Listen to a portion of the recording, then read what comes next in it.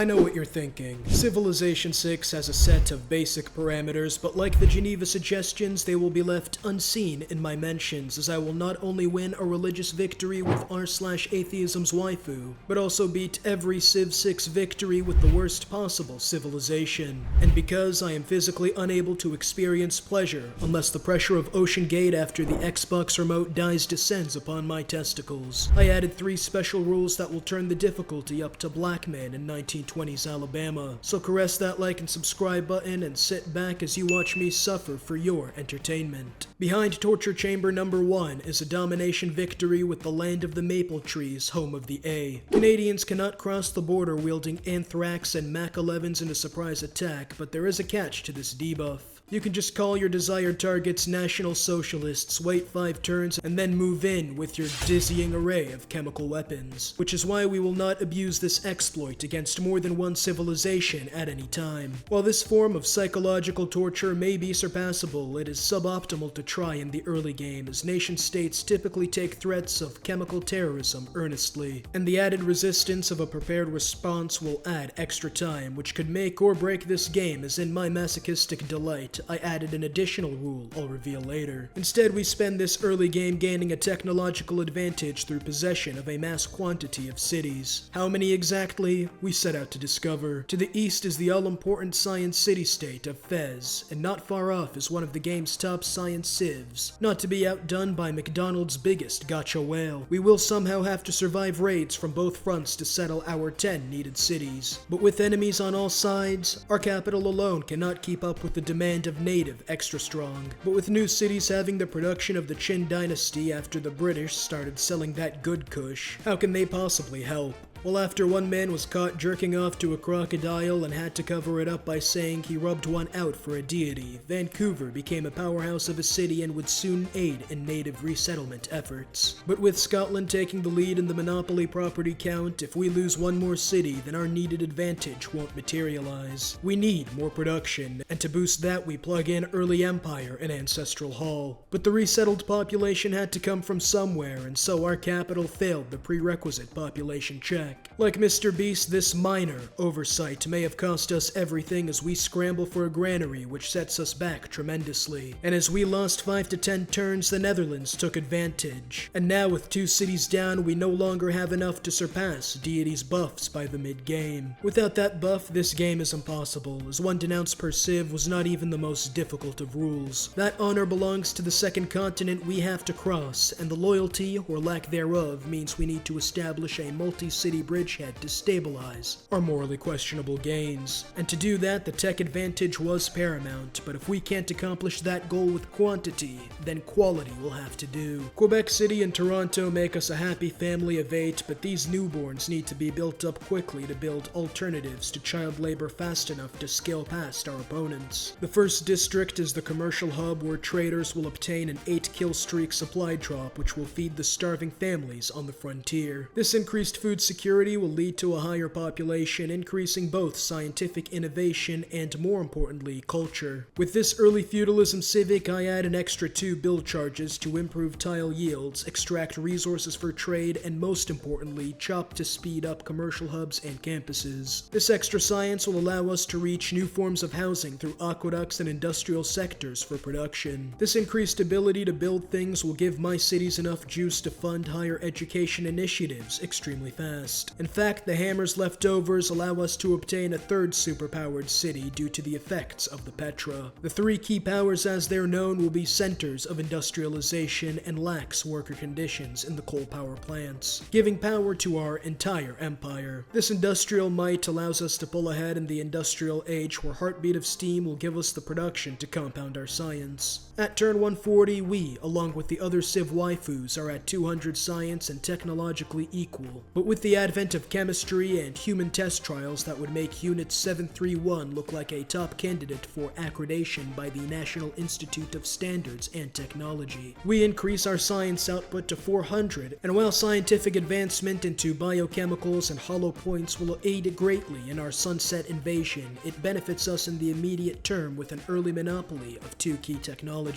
Radio, where the resource aluminum is discovered and used to produce the 2 most broken units in the game, bombers and fighters. With our mass stockpile of gold, we purchase our aircraft and look to launch our test run of this new and exciting technology. Denouncing Wilhelmina's dietary habits was not something she took well, and when she inevitably launched a retaliatory strike for my claiming we'd need a deep-sea oil drill to reach her internal organs, I deployed my aircraft against her Napoleonic-era army and began to demonstrate why brightly covered uniforms are obsolete in modern-era combat. But with our army still mustering, it was now or never for Wilhelmina to burn our airfields and then our military-aged men. As even with a vastly inferior army, it doesn't take much to nail unarmed citizens to a cross. Fortunately, our fighters were given priority, and their specialization in turning conscripts into degradable biomatter halted their attempts to storm Vancouver. And with her assault left like her salads and repulsed, it was now time to go on the counterattack. The first target is her last threatening military unit in Arnheim, which can one-shot our weaker cavalry. With no air defense, our fighters eliminate all relief attempts, bomber pilots obtain seats beside King Von to look up at us, and cavalry the opportunity to finish what the bunker-busting bombs couldn't, as they worked in conjunction to eliminate a thorn in our side. With her empire on the verge of rebellion, we take up the mantle of CIA in this universe and speed up the process. The city of Harlem and its 20 population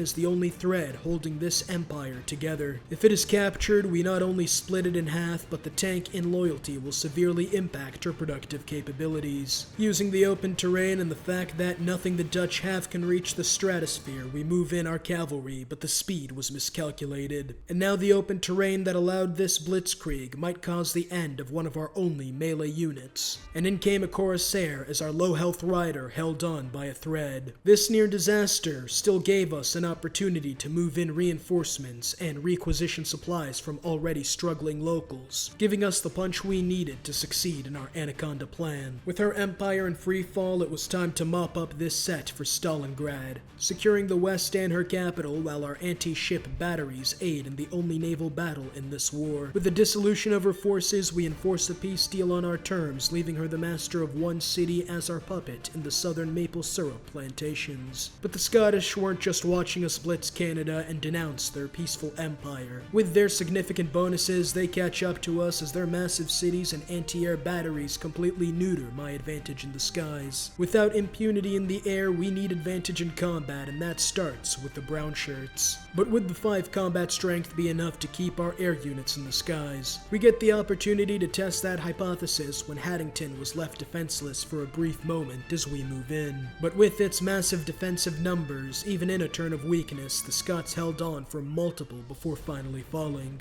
And this open terrain city with no units defending it would be as easy as it gets. We need a new model, and that is where we start reaping the benefits of our earlier research labs as our jet planes and tanks are now in production. With such a massive advantage, we move in our now formidable ground forces and order my tank to crease his Jordans. And thanks to our elite planes making Scotland's residents get back up looking like Harvey Dent and impressive armor, the rest of Scotland was pushed beyond the mountains where they began their final stand. But with the speed of our advance, they weren't able to replace their earlier losses as we wiped them off the continent, ensuring our supremacy of the Western Hemisphere. Despite our continent firmly under the maple boot, the enemy continent would be a whole different story and makes this game almost impossible. The loyalty mechanic and the fact we'd have no pressure from our own city necessitates our blitzkrieg of their empires and methamphetamine use of our soldiers. For if we even take a brief rest, we would be caught between rebel forces and an army that doesn't take particularly kindly to our burning of their childhood homes. The problem is, at turn 250, the AI is already at our level and now privy to our genocidal tendencies, and unlike our neighbors, we'll be prepared for any advance. With about 50 turns until someone wins the game, we have to orchestrate a knockout blow against all 3 civs at once, and that's where the problem comes in. I can only denounce one civilization at a time, but there is a way we can overcome that Achilles heel, because there is a way Canada can declare war without denouncing or abusing the game's broken mechanics. The Golden Age allows us to select the 2 arms casus belli, which is normally as useful as body wash is to a furry, but in this case it gives us a lifeline for about 40 turns to eliminate our enemies. That still leaves our second problem. We can't obtain a foothold fast enough to prevent our cities from rebelling, and therefore in order to win a domination victory, our only option is to eliminate all 3 capitals in the same turn. And there's only one way you can do that in this game. And as our carriers and highly mobile armor are put into position, our 4 atomic weapons are ready for use. But these are the only 4 weapons we can build before the AI inevitably wins a science victory at about turn 300. And with only aircraft as a delivery service, if the AI knocks us out of the skies through giant death robots, then the game is all but over. Aachen being on the coast was simple, as there was no GDR in sight, and we were able to take it immediately, as we now had 3 turns to take out the other capitals. The Zulu capital, however, was inland, so even though we were able to nuke Ulundi, there was still a Mortal Kombat ladder of units that counter our helicopter, preventing us from taking the cities. But I was prepared for this. Earlier when I said these were the only 4 nukes, I wasn't kidding, as all uranium was going to our GDRs who hop in, melt the enemies through laser weaponry, which gives our helicopter a clear path to capture the second of 3 capitals. Our final capital is Beijing. We're in the fog of war. This was our riskiest bomber trip yet. And they landed. But our helicopter in Allied lands was stuck in no man's land, and we needed him to survive until next turn. And through a mass infantry charge under heavy artillery bombardment, he survives. 我在北京 After winning a domination victory as Canada and calling for a cleanup in Isle Eastern Hemisphere, it's time for the science victory where there's only 1 civ for the job. I know what you're thinking. They may have a 50% debuff to science, but it is very easy to win when everyone else is dead to planes in the ancient era, so to ease your worries, there is another special rule. I can't declare war for the purpose of capturing cities, but if war is declared on me, I can take no more than 3 cities as recompense. We need an insane amount of cities to counteract this 50% debuff, but thankfully, unlike the Canada game, our early exploration proves more fruitful with only the civilization of India to the north, giving us a continent's worth of room for an insane amount of cities, and potentially even more, as my plan this game is to bait Chandragupta into attacking the broken civ of Babylon. To do that, I have to provoke the Indian leader, and while pulling up his nation's Olympic medals per capita would do the trick, I decided on a less psychologically destructive method and aimed to forward settle. So I sent units out to patrol the area, settling my first city, cutting off his southwards expansion. Now I only need 1 in the north to guarantee an early invasion, but to my horror, the patrols find something troubling. And so, despite me being unready, I have no choice but to declare war, which is allowed due to a technicality since enslaving civilians is not the same as capturing cities. But that still leaves me in a position where in order to survive, I have to finish this war immediately, and due to a little-known game mechanic, I am prepared for this. In Civilization 6, if you declare a war, you can always white peace after 10 turns. Now the only problem is, can I last that long? Maybe not, as India has done something the AI never does. They build archers. The most broken unit in the game against my warriors, who are about to experience firsthand what it feels like to make fun of Mike Tyson's stutter. Meanwhile, in the north, my new settler might get recaptured as my scout is weak, and with arrows falling down on me, if I encounter any resistance, the settler is as good as gone. To counteract their archers, I built my own and put 2 more into production. But while the defense of the Western Front was looking up, the scout was not, as I am 1 hidden unit away from this war being entirely useless. But thankfully, my scout gets away with hostage in chains, and with my 3rd archer, the Eureka for crossbows are gained. The key to not only this war, but my future masturbate against India, which will happen sooner rather than later, as after making peace the next turn, it's only a matter of time before he decides to come back for revenge. But due to my distraction from war, India was able to edge ever closer to my territory. I need to cut them off, and quickly. To do that, I utilize colonization and Ancestral Hall, while my secondary cities begin picking up steam through traders and can aid in my expansion. I could have given Boogie 298 the whole table, 50k, and a free trip to Disneyland with how fast I spread this tumor. And with my city of Karkar, I succeed in cutting off their expansion, as a few turns later, with nowhere else to go, he falls right into my trap. But like Helen Keller at an orgy, he doesn't know who he's fucking with. But their unique unit has the highest combat strength at this stage of the game, and there are a lot of them. So how do I plan on stopping them? Thanks to my 3 archers built earlier in the game, the crossbow Eureka was unlocked a whole era early. These units counter even the strongest of classical era units, and will be able to eliminate their units before counter-attacking. But before that, I have to defend on 2 fronts. The first elephant attempts to cross the lake and take my newest city by surprise, but I place a unit on each bank, preventing him from landing without a massive landing debuff. stemming his potential blitz. Down south, the attack goes much worse as their catapult could obliterate my city. Elephants would still trample my city, whose combat defense is still weak, and they didn't come alone. But with reinforcements from the capital, our 3 crossbows at this stage of the game are like if you gave Leonidas an M1 Abrams and F-35, completely eliminating the assaulters no matter their numbers, thereby thwarting his attack. A 4th crossbow in the north eliminates their attempt to outflank us, and with most of his forces making like a number 2 and getting wiped, Jabal Pur was now available. I move my forces in before the worst thing imaginable happens.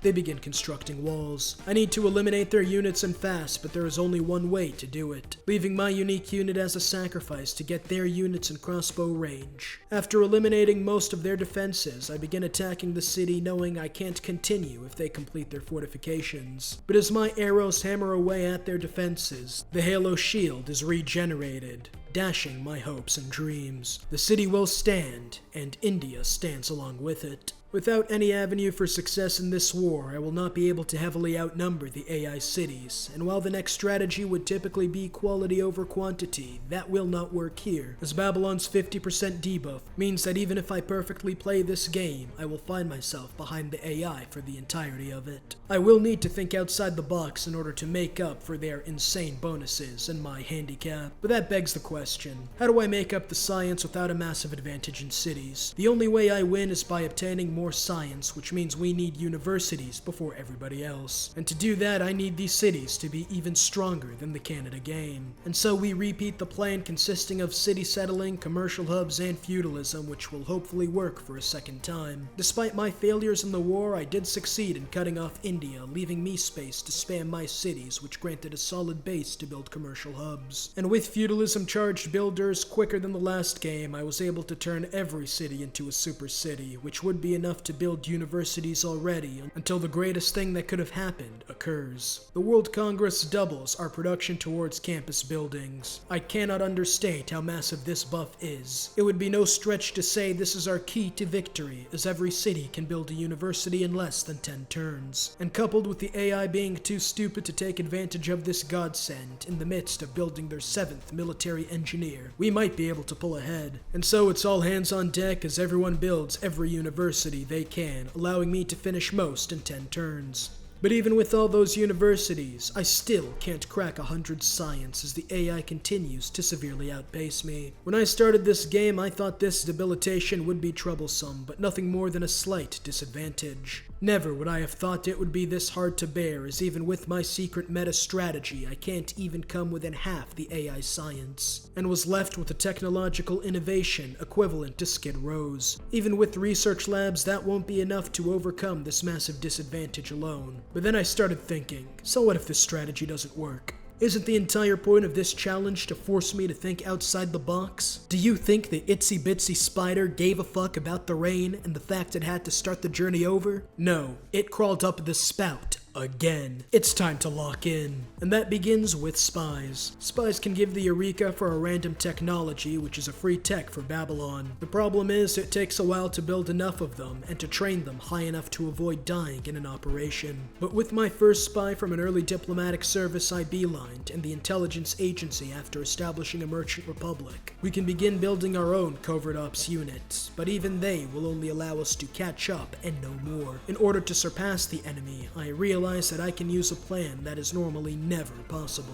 The wonder Kilwa-Kisinawa is one that every AI guns for. This wonder gives you a 15% boost to the yield your allied city-state gives, and with a second ally of the same color, you get 15% to every city. In most games, this science doping is not only too competitive to obtain, but you normally won't have the right city-states to conduct this strategy. However, today we have two, and a complete lack of sportsmanship in this scientific race. My capital has 20 turns to build this wonder to give the boost to all 12 of my cities now that Jabal Pur has joined my empire, and I wonder if that will be enough time. But thankfully I got lucky with a great person. Not an engineer, but a scientist who reveals the secrets of oil and the massive production is located within range of my capital. And this last push is enough to grant us the powerful wonder, increasing our science from 115 to 170 in a single turn. But that is still nowhere near enough.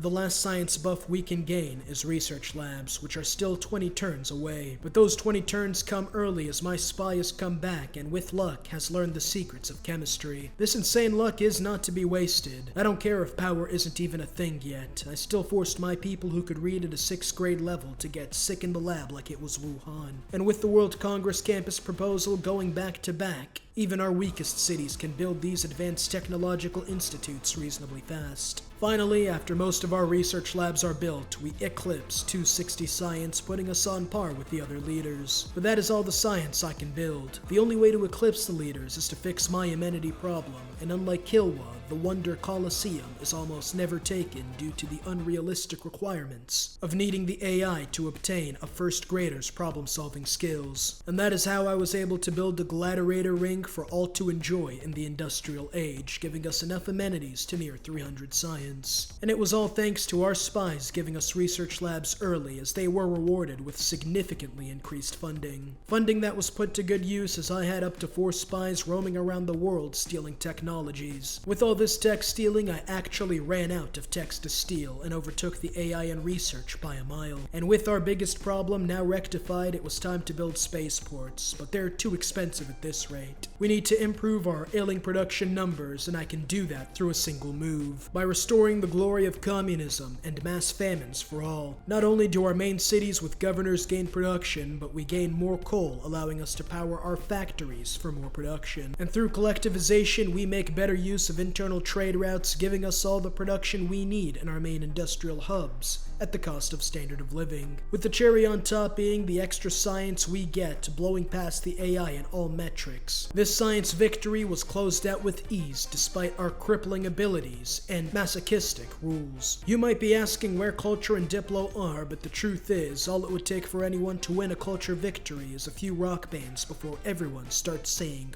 blue jeans in perfect American. The last game of this challenge is to use the Congo, who can't found religions, build holy sites, and has a limit to the religious units they can build to win a religious victory. The goal is simple, but the risk is astronomical. I will use my early game unique unit to rush and destroy any nearby civ who founds a religion before spam buying apostles through theater squares and imbanzas. But first we need to find an enemy, and so I spend time building units to answer that question. Units who traveled far and wide, but all they found were city-states. Try as I might, it felt like the other civs were on another planet, and for our purposes they may as well have been, as every other leader was stranded on a separate continent. This was devastating. What do I do now? Usually I could build up a massive empire to win through inertia of yields, but for this one strategy, I needed to be another civ. But with them playing soggy biscuit and not inviting me, I would have to deal with the one thing I failed to in my Canada game. Conquer another continent before loyalty became an issue. And with that gut punch, I was left with 2 options: restart or pivot to another plan. And like the real Slim Shady, it was time I stood up. What other plan do I have? I wondered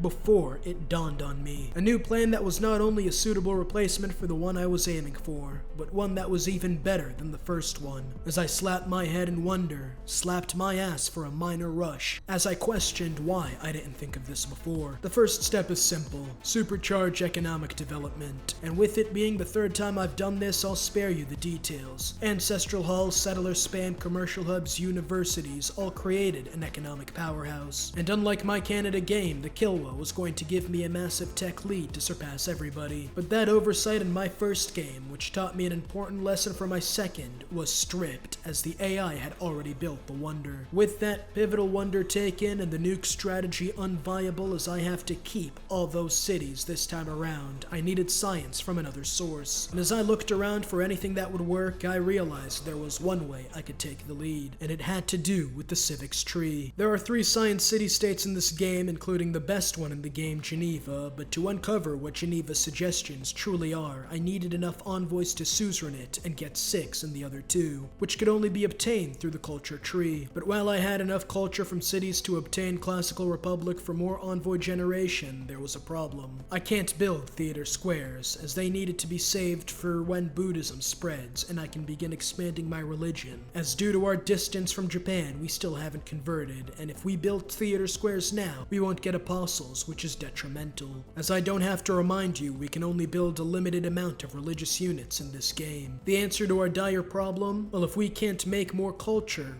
We'll just have to make the civics cheaper. By completing Eurekas to the civics like colonialism, the civics are 40% cheaper. So even without a massive culture number, we gain enough envoys to suzerain Geneva and get the 6 we need in everyone else. Going from less than 200 science to over 900 in 50 turns. And with more science than everyone else combined, we can now prepare for our war of conquest. But with aluminum revealed, I go to search the map, and I realize I have none.